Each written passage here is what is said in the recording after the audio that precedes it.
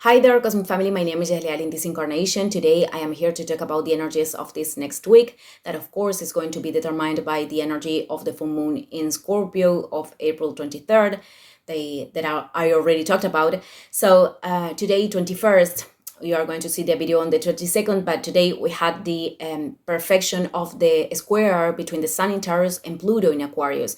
But this is something that we are going to feel the whole week because it's part of the configuration of the full moon. So Pluto in Aquarius is showing us that the transformation that we are approaching requires detachment in order to feel more free, greater freedom.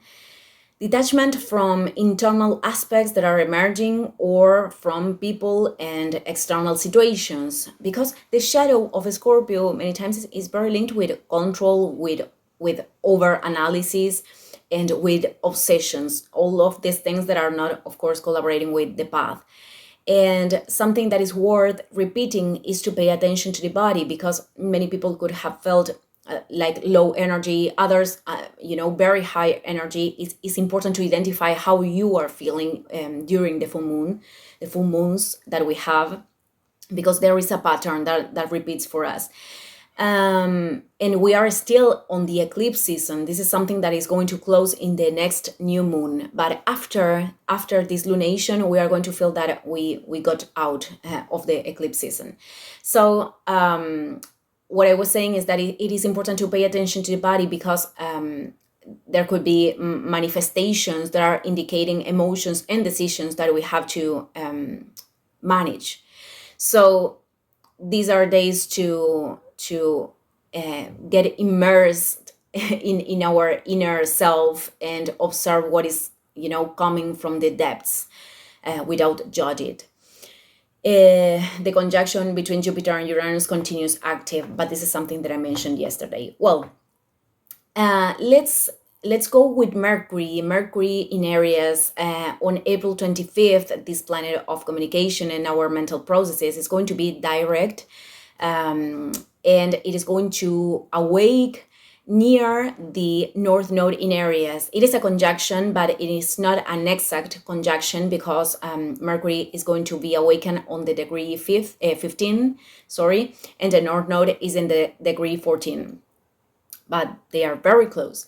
So many processes are going to, start, conversations that are moving forward, decisions that are clarified, situations that maybe in the retrogradation were like stopped in a certain way, and now we can retake them. Mercury is going to get out from the shadow on May 13th. Which means that it is going to start to go through new mathematical degrees, because right now it's going to walk all the path that did in the retrogradation.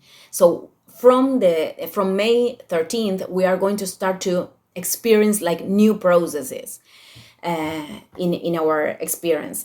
Okay, that was redundant, I think. Well, I wanted to talk about Mars in Pisces, because this week we are going to feel, in everything that is left of April, we're going to feel the conjunction with Neptune in Pisces. These conjunctions happen every 2 years, and the next one is going to happen in Aries. Neptune is going to be in Aries in 2026. So this is the last time that we are going to see this conjunction in Pisces.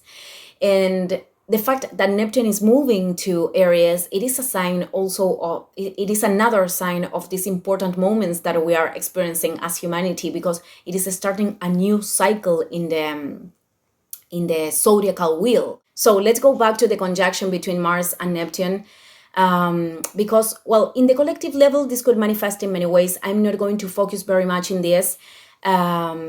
One expression could be linked with people initiating solidarity movements, having these acts of compassion, understanding the pain of others, could be linked with these kind of things. But also in other extremes, they could be very dense too, because Neptune in its low vibration refers to these mystical delusions, people that could turn aggressive in the name of an ideal that actually responds to a mental imbalance, that could attack others because they are fighting for the good, acting from a distortion of their fanatisms, that they believe that they are like a special envoys of God, or they are managing these spiritual cults, these kind of things. So as I said, I think, as I didn't say it, but I thought it, the best thing that we can do is to focus in how we can channel the energy, because that is the best thing that we can do for the collective.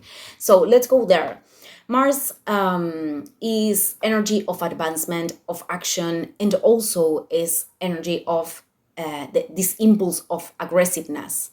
So Mars is navigating through Pisces, this immutable sign of water, and Mars here can take many forms too. I am saying this because many times many people could have this conception that Mars in Pisces, when it is incarnated in people, is only a pacifist or that kind of things. And it could manifest a difficulty to self-affirm in certain situations, or this repression of anger when there is no consciousness about that. And but in other polarity, this could be very it is not erratic, the word, but it is a Mars that it is ruled by their emotions too. So could be an energy that is also expressing violence in passive aggressive ways. It is polarities, when there is no consciousness about this. But Neptune, that rules the unconscious and the collective emotional body, together with Mars, they could give the sensation of low energy, especially when we are investing our energy in something that is not aligned with the soul. There could also be a tendency to evasions, distractions, and excesses to avoid reality. So it is very important to be conscious about ourselves and where we are putting our focus, what we are doing, and to put healthy boundaries. Because there is a tendency to no limits when with transits with Neptune. So with social media, this could apply to many things. It is not only about alcohol or that kind of things. And with the theme of confusion that many people could mention. Well, I did a lot of videos talking about this, because this occurs because we need to stop to hear ourselves, to really hear ourselves, not our mind, not the conditioned mind, to hear our intuition and our soul. This is what this transit is asking. So the main thing with this aspect is about surrendering to the mystery of life. Neptune is a planet of great mystery. We have to think about the sea. The sea is so deep, and we don't know what kind of animals are there even. There are many things that are not discovered yet. So this is the mystery that Neptune represents. This, I don't know the word right now in English. Well, infinity could be. Well, this transit is about surrender to the mystery of life, and to let us be guided by the soul and by the entire cosmos, by the entire universe, even if this feels like that we are not seeing very clear, even if we don't see what is on the other side, of these decisions that we are guided to take, maybe.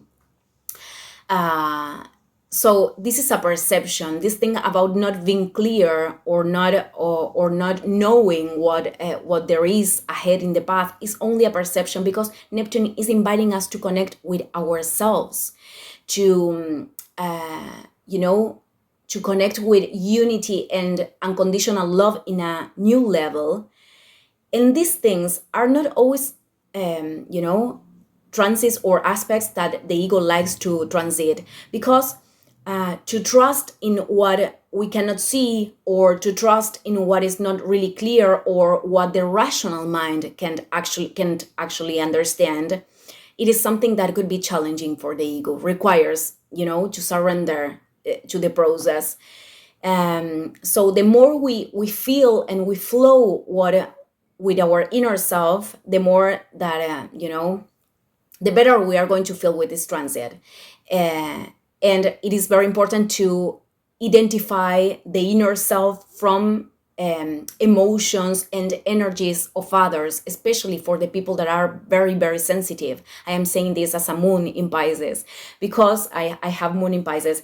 And, with this transits, there is a double tendency to absorb emotions and energies of others. So it is very important to put healthy boundaries, to pay attention to what we are surrounding with, not for life, of course, but especially with this transit. So the best channeling is using this to inspire ourselves to create, to descend ideas from other planes, connecting with arts, appreciating the beauty through sensitivity in the little things, but especially to do a selflessly giving, to do something to collaborate with the collective. In this sense, Mars and Neptune are flowing marvelous.